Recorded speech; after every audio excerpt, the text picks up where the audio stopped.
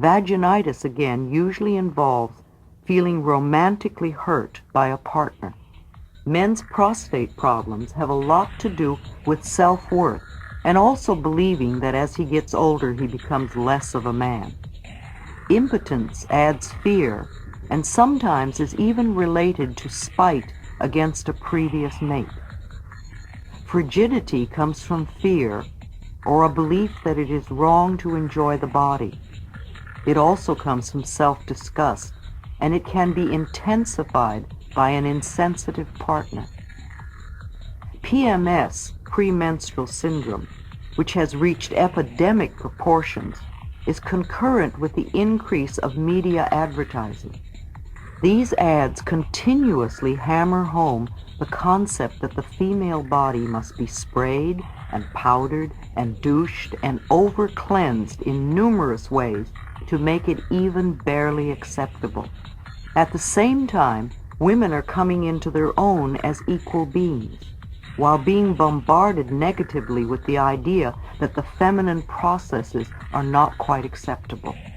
This, combined with the tremendous amounts of sugar being consumed today, creates a fertile breeding ground for PMS. The feminine processes, all of them, including menstruation and menopause, are normal, natural processes. We must accept them as that. Our bodies are beautiful, magnificent, and wondrous. It is my belief that venereal disease is almost always sexual guilt.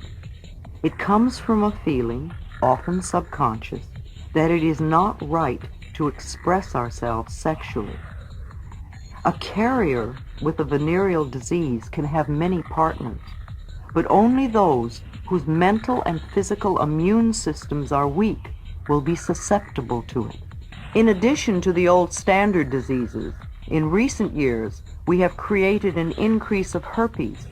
This is a disease that comes back again and again to punish us for our belief that we are bad. Herpes has a tendency to flare up when we're emotionally upset, and that tells us a lot right there. Now, let's take that same theory over into the gay community, where they have all the same problems everybody else has, plus much of society pointing their fingers at them and saying bad.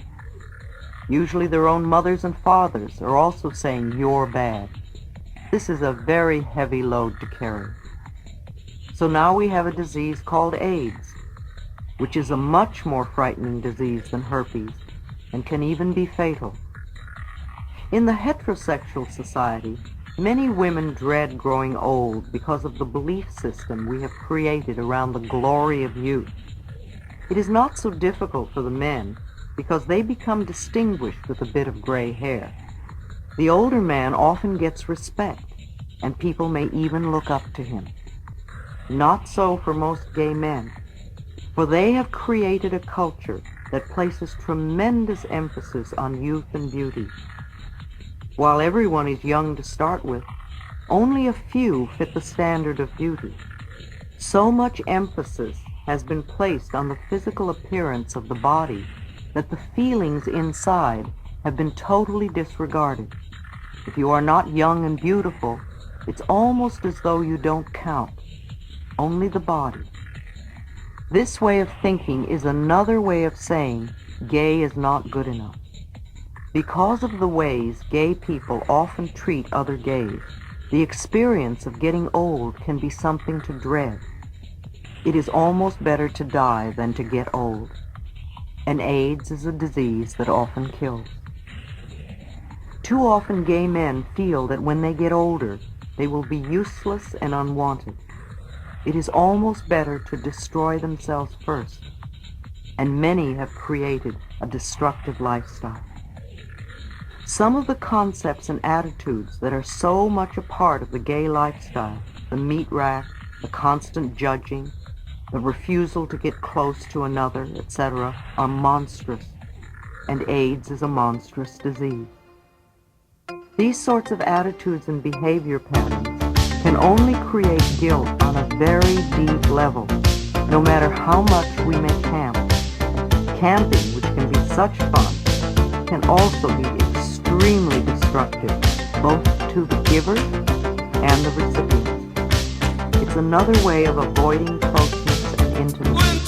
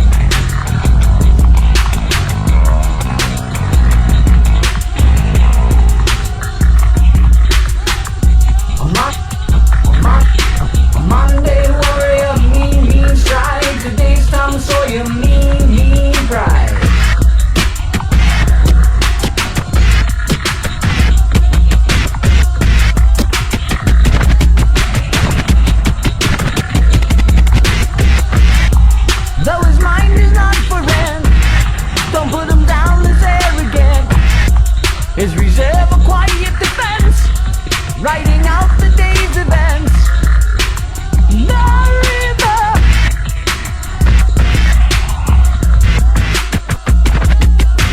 What you say about his company is what you say about society. Catch the mist, catch the myth, catch the mystery, catch the drift.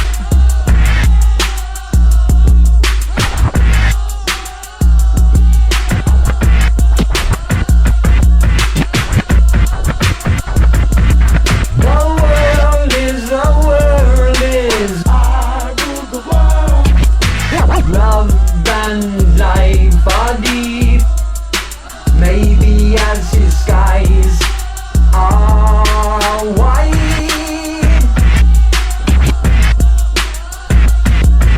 The day's time slowly he gets high on you, when the space he invades he gets by on you.